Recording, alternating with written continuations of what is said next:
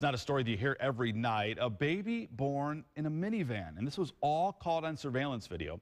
WSBT-22's Suzanne Spencer sat down for an exclusive interview with the family who says that they simply didn't have a choice. Baby Charlotte was ready.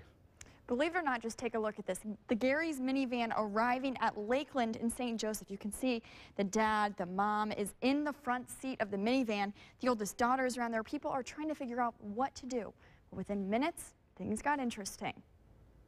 This is tame compared to how you got here. Baby Charlotte didn't come into the world like most babies. The only thing I kept thinking, besides screaming and in a lot of pain, was she has no room.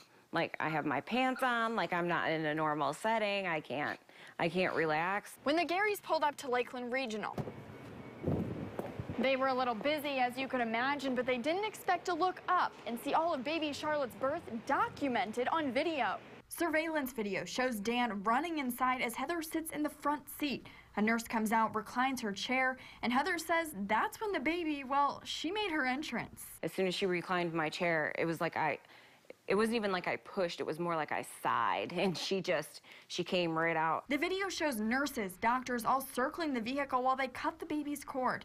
While two of the other kids, well, they were watching Elf in the back seat. They got her inside and got me on the gurney and finished everything off in the ER, and I was done before we even hit OB. Mom and baby, well, they were 100% healthy. Heather, who has 3 other children, went into the hospital twice before Charlotte's birth. Both times she was sent home because her contractions were too far apart.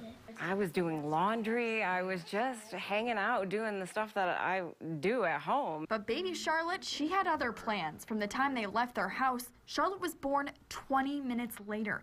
Even in a minivan, the nurse was giving Heather encouragement. All I remember hearing her say is, "You're my hero." It's not like I had a whole lot of choice.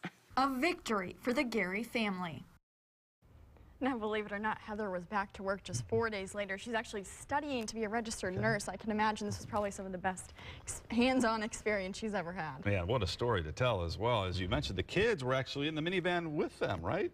Right, and they were actually planning to be a part of the birth in some way. We're not exactly sure how that was, but I think when everything was happening, they decided they would opt out this time. And the baby, nice and healthy. Everything looks great. Yep, everyone's 100% healthy, so we're glad to hear it. Good story, Suzanne. Thanks. Well, millions of